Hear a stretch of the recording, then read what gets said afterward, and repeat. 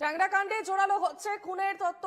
কিশোরীর নাক থেকে বেরোনো ফ্লুইড দেখে এমনটাই কিন্তু সন্দেহ উঠে আসছে এবং শ্বাসরোধ করে খুন করা হয়ে থাকতে পারে কিশোরীকে, এমনটাই কিন্তু অনুমান করছেন বিশেষজ্ঞরা। ইতিমধ্যেই এনআরএস হাসপাতালে শুরু হয়ে গিয়েছে পোস্টমর্টম। ট্যাংরা কাণ্ডে এবার খুনের তত্ত্ব কিন্তু উঠে আসছে এবং শ্বাসরোধ করে খুন করা হয়ে থাকতে পারে কিশোরীকে, এমনটাই অনুমান করছে বিশেষজ্ঞরা। কিশোরীর নাক থেকে বেরোনো ফ্লুইড দেখে এমনটাই কিন্তু সন্দেহ করা হচ্ছে। টেলিফোন লাইনে রয়েছেন আমাদের প্রতিনিধি ইন্দ্রনীল ঘোষ। ইন্দ্রনীল, পোস্টমর্টম শুরু হয়ে গিয়েছে, কি কি বিষয় উঠে আসছে?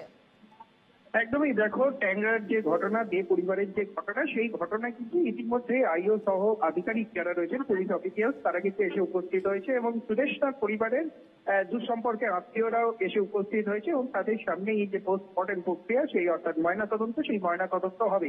যদিও ফরেনসিক বিশেষজ্ঞ তারা যখন এই দেহটিকে উদ্ধার করে এবং যেখানে দেখা গিয়েছে যে বাচ্চা মেয়েটির নাক থেকে অনেকটা ফ্লুইড বেরিয়েছে, অর্থাৎ এই যে ফ্লুইড কিভাবে বেরোলো, অর্থাৎ অ্যাসপেক্সিয়া, অর্থাৎ শ্বাসরোধ করে খুন কিনা, এই বিষয়টি কিন্তু বোঝার চেষ্টা করা হচ্ছে ফরেনসিক বিশেষজ্ঞদের তরফ থেকে। কারণ একমাত্র যদি শ্বাসরোধ করে খুন করা হয় তাহলে সেই ক্ষেত্রে এইরকম ভাবে ফ্লুইড বেরোতে পারে, এমনটা প্রাথমিকভাবে অনুমান করা হচ্ছে। যদিও ময়নাতদন্তের যে রিপোর্ট, সেই ময়নাতদন্তের রিপোর্ট আসার পরে কিন্তু গোটা বিষয়টি স্পষ্ট হবে। এবং অন্যদিকে আরো যে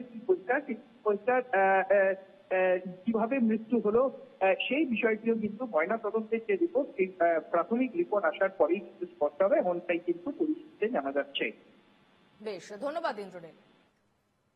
ট্যাংরা কাণ্ডে জোরালো হচ্ছে আরো খুনের তত্ত্ব এবং যেমনটা জানা যাচ্ছে ইতিমধ্যে এনআরএস হাসপাতালে শুরু হয়ে গিয়েছে পোস্টমর্টম। রয়েছে পুলিশের উচ্চপদস্থ কর্তা ও ট্যাংরা থানার আইও, রয়েছে সুদেশনা ও রমির আত্মীয়রা।